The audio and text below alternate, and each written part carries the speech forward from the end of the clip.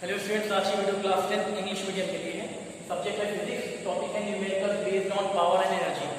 जो आपको previous topic पढ़ाया गया उसमें आपको पावर की कंसेप्ट और एनर्जी के कंसेप्ट बताए गए ना, उससे रिलेटेड कुछ न्यूमेरिकल्स हम आपको बता दे रहे हैं जिससे आपके कंसेप्ट और ज्यादा क्लियर हो जाएगा। ठीक है, तो यहाँ पर देखिए दो क्वेश्चन हमने लिए हैं। फर्स्ट क्वेश्चन है an electric bulb of power 60 watt is switched on for 10 hours per day. How much energy will be consumed in 30 days? ये आपसे कह रहा है इलेक्ट्रिक बल्ब है और पावर 60 वॉट, इसकी पावर कितनी दी गई 60 वॉट दी गई। इस switch on for 10 hours per day, इसको क्या किया जाता है पर डे 10 आवर्स चलाया जाता है, 10 आवर्स के लिए जलाया जाता है इस बल्ब को। ठीक है, फिर आगे कह रहा है how much energy will be consumed in 30 days. तो आप बताइए 60 वॉट के बल्ब को जब पर डे 10 आवर्स ग्लो किया जाएगा, 10 आवर्स जलाया जाएगा, डेली 10 आवर्स यूज किया जाएगा, तो 30 डेज में ये बल्ब कितनी एनर्जी कंज्यूम करेगा। ठीक है, ये निकालना है। तो चलिए सबसे पहले जो चीजें यहाँ पे दी गई हम लिख लेते हैं। हमें क्या दिया गया है electric bulb of power 60 what. जो इलेक्ट्रिक बल्ब है उसकी पावर कितनी है 60 वॉट, तो हमें पावर दी गई है, पावर लिख लेंगे, पावर लिख ले रहे हैं यहाँ पे कितनी 60 वॉट। और क्या दिया गया है switch on for 10 hours per day, time हमें दिया गया है कितना दिया गया है 10 आवर्स पर डे। और आपको क्या दिया गया है कहाँ एनर्जी निकालनी, कितनी एनर्जी निकालनी है 30 डे। ये 60 वॉट का बल्ब अगर 10 घंटे डेली यूज किया जाता है तो 30 दिन में कितनी एनर्जी कंज्यूम करेगा, यानी हमें डे भी दिया गया है। क्या दिया गया है यहाँ डे दिया गया है, तो टाइम था आपका टाइम, और डे कितना दिया गया आपको, ये दिया गया 30 डेज।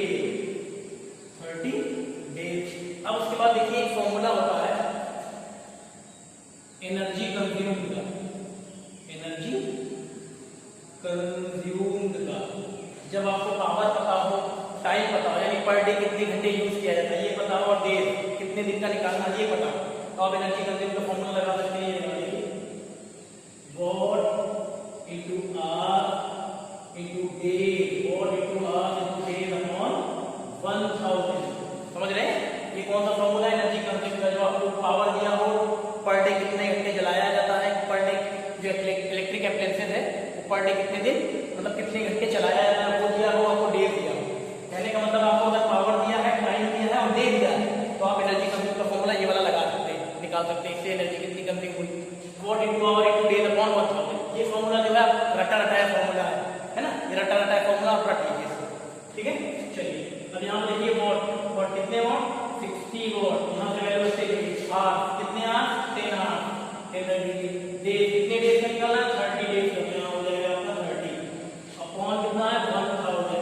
यहाँ देखिए 1230 1230 ऊपर कितना आया 6 into 1 into 3, 6 into 1 into 3 कितना आ जाएगा आपका 18, कितना आ गया 18 आ गया। और आप ये भी एक चीज याद रखिए, यहाँ पे आपने कहा था कि वॉट में, आवर्स में और डेज में, तो जो आपका जो रिजल्ट आएगा, जो आंसर आएगा किसमें आएगा किलोवाट आवर में आएगा, क्योंकि जो एनर्जी आप लोग निकालते हैं, जो कंज्यूम्ड एनर्जी होती है वो हमेशा कॉमर्शियल यूनिट में ली जाती है। आप लोग जो इलेक्ट्रिसिटी का बिल भरते हो वो भी किसमें कॉमर्शियल यूनिट में ली जाती है ना, यानी किलोवाट आवर में। यूनिट आएगी जब आप निकाल लेंगे, फाइनल सॉल्व कर लेंगे, तो यहाँ पे जो वैल्यू आएगी उसकी यूनिट क्या लिखो आप किलोवाट आवर, क्या लिखोगे KWH किलोवाट आवर, क्योंकि कॉमर्शियल यूनिट और एनर्जी आपको किसमें निकालनी है कॉमर्शियल यूनिट में किलोवाट आवर। तो ये आपका आएगा इसकी यूनिट लिखिएगा किलोवाट आवर। ठीक है, अब यहाँ पे देखिए अगर किलोवाट आवर को आप जूल में बदलना चाहो अभी बदल सकते हो, क्योंकि आपको कल बताया गया था, एक रिलेशन बताया गया किलोवाट आवर और जूल में, किलोवाट आवर और जूल में एक रिलेशन बताया गया था। उस रिलेशन से हमने क्या निकाला था, क्या निकाला था, यानी 1 किलोवाट आवर इक्वल टू आया था आपका 3.6 into 10 to the power 6 joule. ये आपको कल बताया गया 1 kilowatt hour equal to 3.6 into 10 to the power 6 joule. तो अगर 18 किलोवाट आवर को आपको जूल में बदलना है तो 3.6 into 10 to the power 6 से मल्टीप्लाई करेंगे। चलिए मल्टीप्लाई करते हैं, 18 into यहाँ पे 3.6 into 10 to the power 6 joule, multiply कराइएगा 18 से पहले कराइए 3.6 को, देखिए कितना आता है,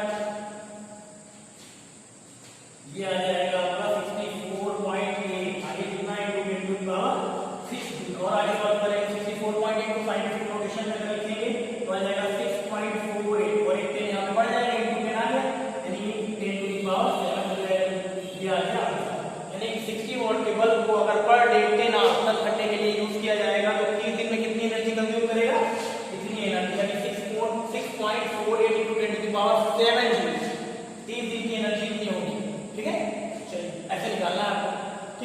एक तरीका और है इसका निकालने का, वो भी बता दें। ये समझ में आया, इसको नोट कर लीजिए, फिर वो भी बता दें। इसको नोट कर लीजिए, ठीक। चलिए अब एक तरीका दूसरा और बता दें, पावर वाले फॉर्मूला। समझ में आया? एक तो ये रटे रटाए फॉर्मूला इससे निकाल सकते हैं आप, और एक फॉर्मूला और है बेसिक, उससे करते हैं। इसको मिटा देना।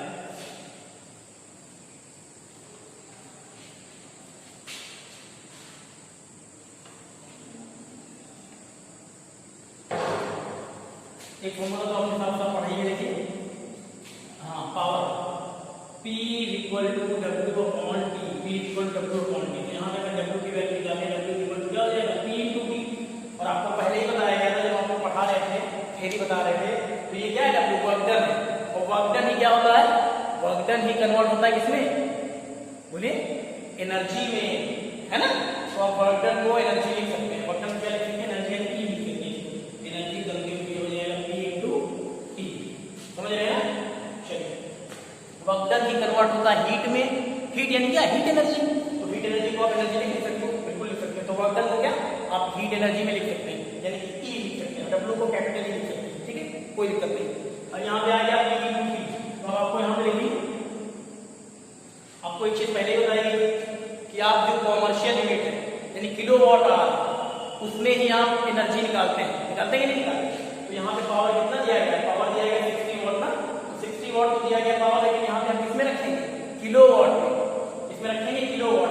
तो यहाँ पे हमने रखा देखो 60 वाट, 60 वाट रखा, लेकिन हमें क्या चाहिए, क्योंकि हमें तो कॉमर्शियल यूनिट चाहिए, तो इसलिए वाट को हम क्या बदल देंगे, किलोवाट में। अगर यहाँ पे आप वाट को किलोवाट में बदल देंगे, देखो यहाँ आपको बदल होता है, ये कितना दिया गया 60 वाट है, अब इसको किलोवाट में बदलना है।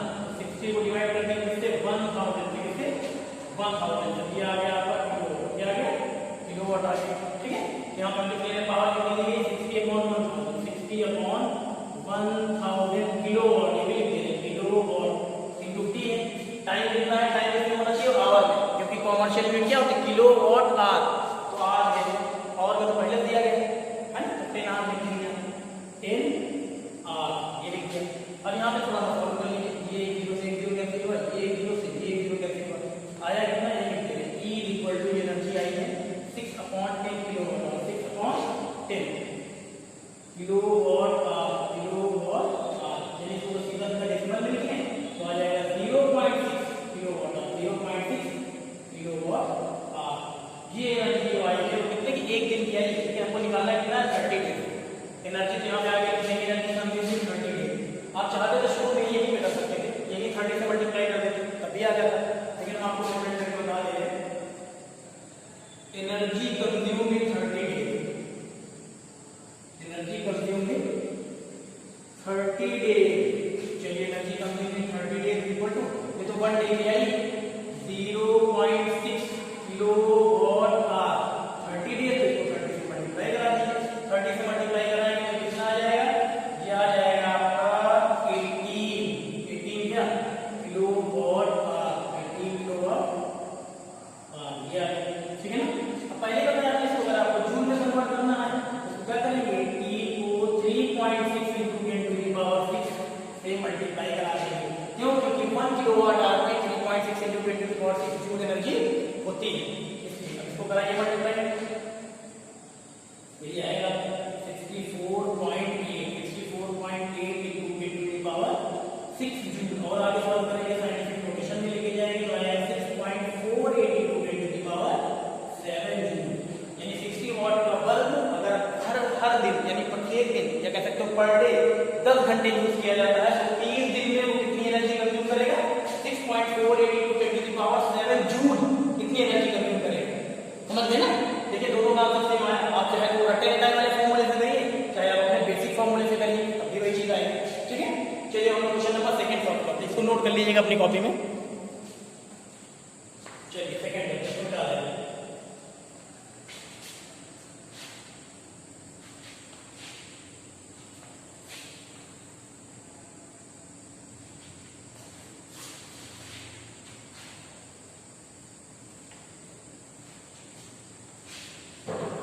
चलिए हम सॉल्व करते हैं कौन सा, सेकंड वाला। सेकंड क्वेश्चन क्या दिया गया आपको, 2 balls first is marked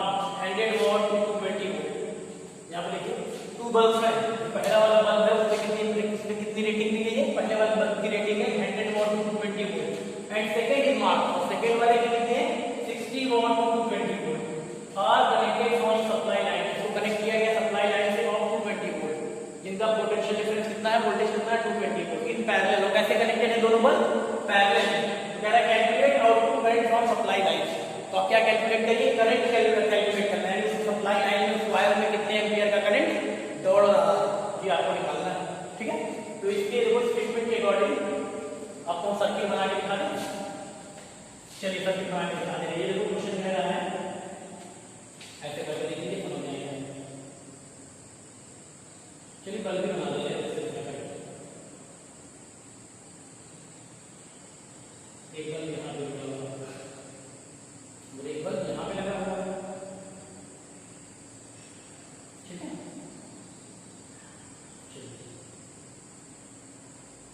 ji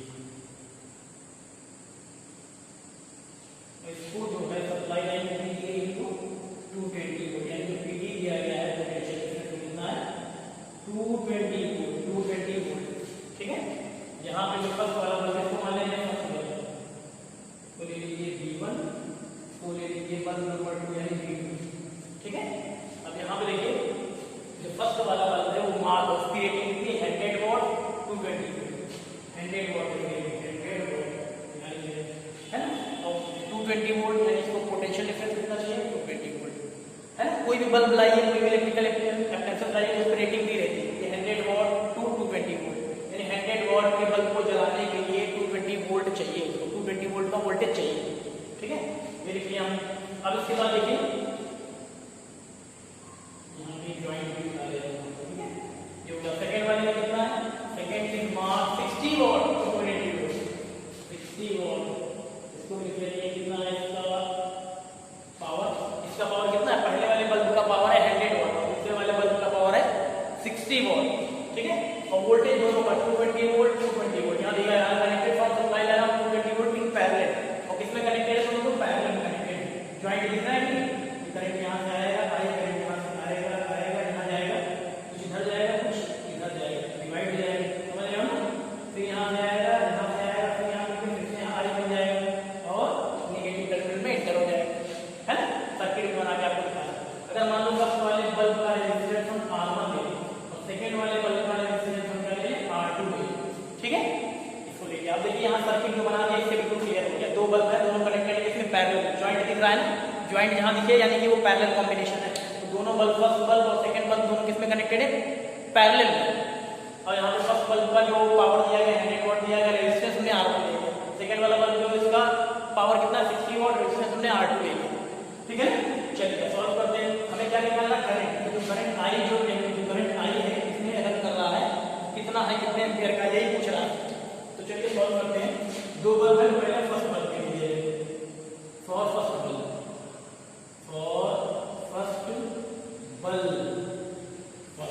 first bulb का पावर कितना है, तो P1 निकाले, फर्स्ट बल्ब का पावर है 100 वॉट, P1 कितना है 100 वॉट, ठीक है। और आपको वोल्टेज को इसमें से भी दिया गया 220 वोल्ट, अब आप ये भी गेस कर सकते हैं 220 वोल्ट, इससे भी 220 वोल्ट, इससे भी 220 वोल्ट, यानी आपको बताया गया था कि पैरेलल वाले कॉम्बिनेशन में वोल्टेज क्या होता है, सेम होता है, करंट डिवाइड होता है लेकिन वोल्टेज सेम होता है, इसलिए वोल्टेज सेम है, यहाँ पे भी 220 वोल्ट, यहाँ पे भी 220 वोल्ट, है ना। आपको पहले ही बताया गया जब आपको डेरिवेशन कराया गया। चलिए इसके बाद यहाँ पे हम क्या करते हैं, रेजिस्टेंस निकाल लेते हैं। यहाँ पे रेजिस्टेंस R1 में लिया है, रेजिस्टेंस क्या लिया इसका पहले वाले का R1। तो आपको एक फॉर्मूला बताया गया था, याद होगा आपको, इंटररिलेशन बिटवीन PVIR, तो एक फॉर्मूला आपने पढ़ा था पावर का, P equal to V square upon R, P equal to V square upon R पढ़ा था, पावर वाले ने टॉपिक पढ़ाया गया था। हाँ अब यहाँ देखिए सब बल्ब के लिए पावर क्या है, पावर क्या है P1 है, और आपका जो रेजिस्टेंस है वो क्या R1 है। तो यहाँ से हम लोग रेजिस्टेंस निकालना चाहे निकाल सकते हैं, R1 इक्वल टू हो जाएगा V square upon P1, V square upon क्या हो जाएगा C1 हो जाएगा। यहाँ पे R1 इक्वल टू वैल्यू रख देंगे V स्क्वायर की कितना है, V है 220 वोल्ट, 220 वोल्ट का स्क्वायर यानी 220 वोल्ट इनटू 220 वोल्ट, ये हो गया V square upon C1, power कितना है P1 है आपका 100 लिख दिया, 1020 1020 कैसे हो गए, आया कितना R1 इक्वल टू आ जाएगा 22 into 22 22 का कितना होगा, मल्टीप्लाई कराएंगे -4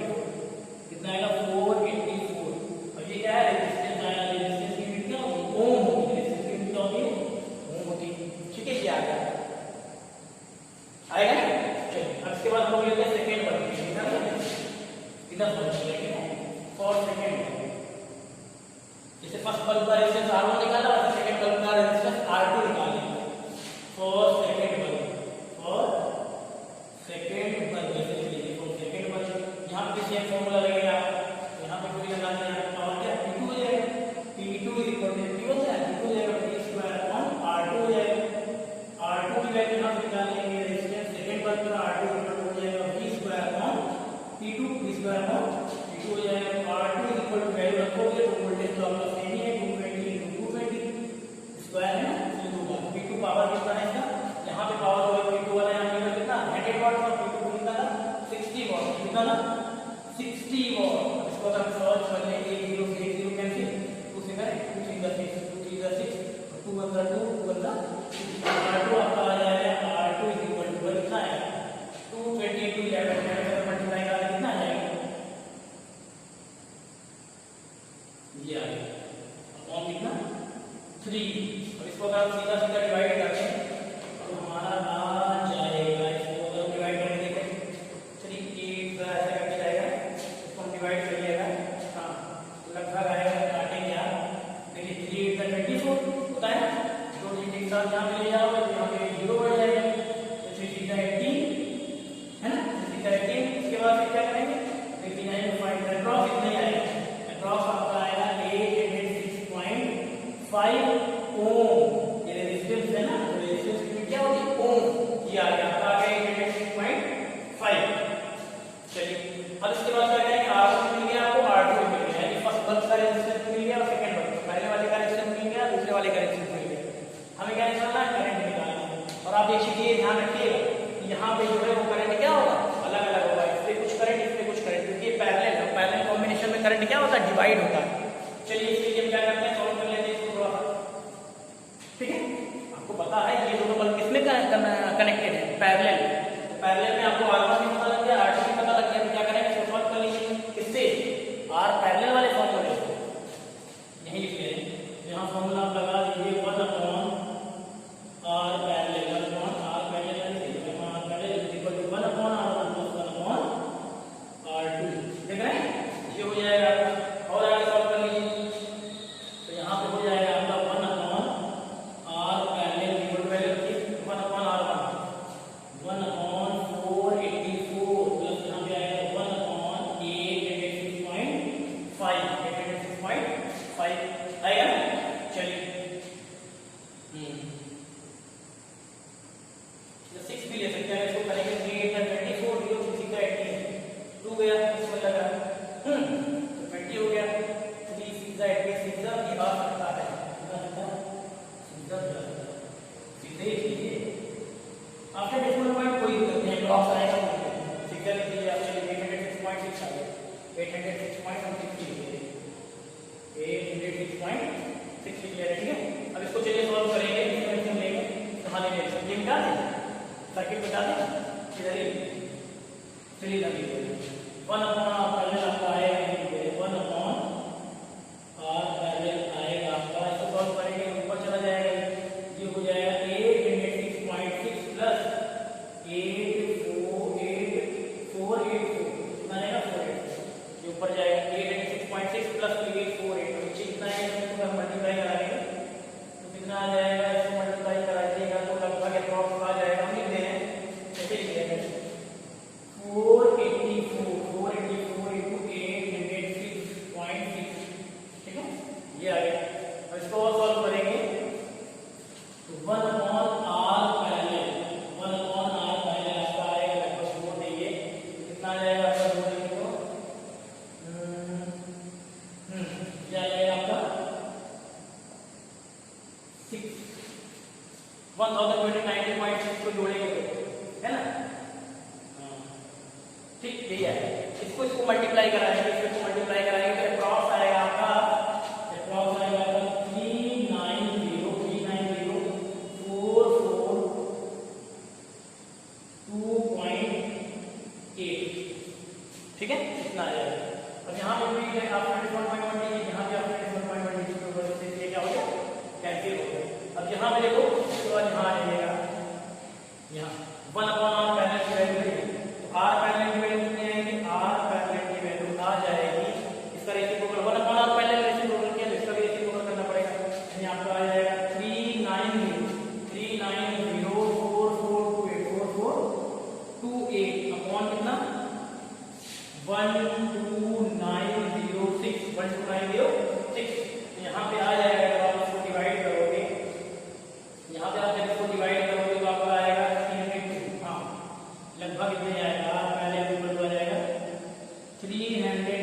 पॉइंट अप्रॉक्स करके कुछ आएगा, मान लीजिए 5 आ गया, 6 आ गया, चलो 5 ले लो, ठीक है। ये ओम इतना ओम, क्योंकि रेजिस्टेंस है ना, रेजिस्टेंस क्या होती है ओम। समझ रहे हो ना, कैलकुलेशन थोड़ी लेंथी है, आप कैलकुलेशन करके देख लीजिएगा अप्रॉक्स एरिया है, ठीक है। अप्रॉक्स थोड़ा सा आगे पीछे हो सकता है लेकिन आएगा ही, ठीक है। इतने इसी आसपास इसी क्या है, ये हो जाएगा आर पैरेलल आपका आ गया 302.5 क्या है टोटल रेजिस्टेंस। अब इसके बाद हमें निकालना है, आपसे कह रहा था calculate output current from supply line. हमें सप्लाई लाइन में सप्लाई लाइन गई, इस वायर में कितना करंट फ्लो हो रहा है, करंट निकालना है। तो क्या करेंगे, इसको मिटा दें, सर्किट मिटा दे रहे हैं, ठीक है। अपने करेंगे और चलो ओम लॉ निकालिए by using Ohm law. V equal to I R, I equal to क्या हो जाएगा V upon R, I equal to V upon R, V इतना आपका है 220 अपॉन आर कितना है, आर के लिए आपका है 302.5। इसको आप डिवाइड कर दीजिए, यहाँ निकल जाएगा 220 है, ये डेसिमल हटाएंगे तो एक ग्राउंड पड़ जाएगा, आपका नीचे कितना आ गया 3025 आ गया। और जिससे आप इसको डिवाइड करो, क्या करेंगे, 3025 से 2200 को डिवाइड करेंगे तो आपका आएगा करंट जो आएगा अप्रॉक्स कितना है यहाँ से 0.73 एम्पियर, 0.73 एम्पियर, 0.73 एम्पियर ये कितना आएगा, आप डिवाइड करोगे तो आपका 0.73 एम्पियर आएगा अप्रॉक्स। कितने आएगा लगभग, हो सकता है 0.7272 ऐसे करके आए, तो उसको हम लोग लिख सकते हैं 0.7, यानी अप्रॉक्स इसी के आसपास आएगा, ठीक है। ऐसे करना है आपको। तो देखिए यहाँ पे दोस्तों न्यूमेरिकल्स आपको क्लियर हो गए, ठीक है। कर लेंगे ना, एक बार प्रैक्टिस करिएगा, उससे आ जाएगा, करिए।